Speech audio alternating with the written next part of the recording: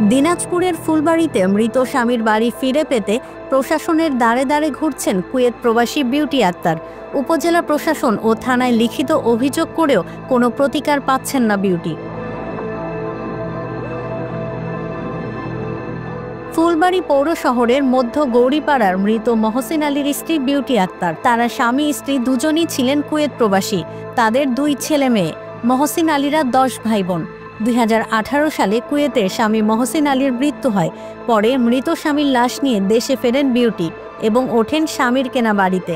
স্বামীকে দাফন করে ছেলে মেয়েদের নিয়ে আবারও ফিরে যান কুয়েতে। পরে 2022 সালে আবারও দেশে ফিরে এসে দেখেন তার স্বামীর বড় ভাই মোবারক হোসেন তাদের 8 শতক জমির উপর নির্মিত বাড়ি দখল করে নিয়েছে। আমার হাজবেন্ডের কিনা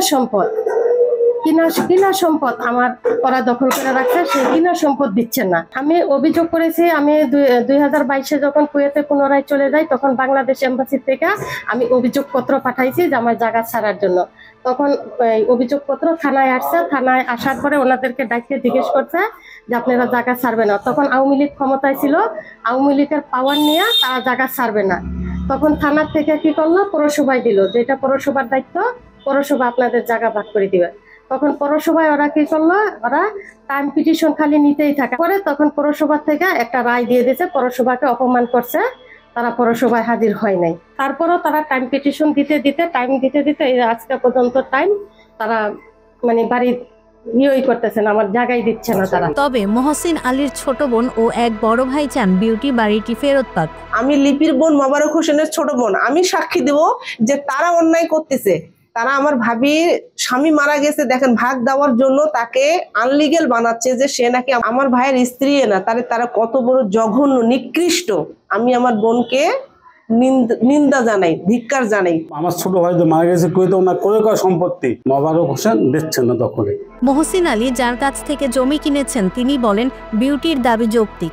বিউটি একটা যে দাবি করতেছে সেটা মহসিনের অংশ, কেনা অংশ দাবি করতেছে, বাপের অংশ দাবি করতেছে না। দাবি সম্পূর্ণরূপে যৌক্তিক। যার বিরুদ্ধে অভিযোগ সেই বড় ভাই মোবারক হোসেন বলেন তারা ভাই বোন অনেক, জমির কোনো বন্টননামা হয়নি। আদালতে বন্টননামার মামলা করেছেন তিনি, বিষয়টি আদালত দেখবেন। তাদের দাবি তো কোর্টেই ডিসিশন করবে তাদের সঠিক না বেঠিক।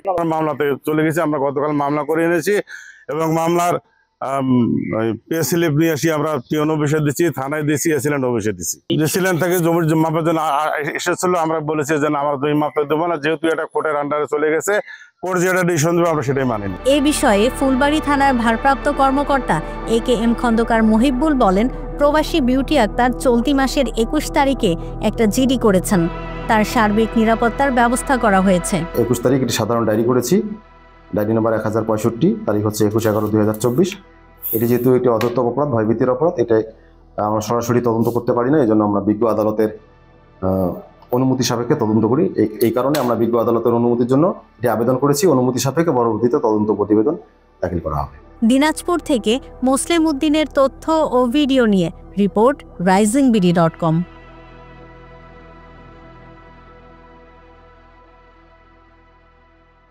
Double million offer Walton fridge কিনে পেতে পারেন 20 লক্ষ টাকা, রয়েছে কোটি কোটি টাকার নিশ্চিত উপহার।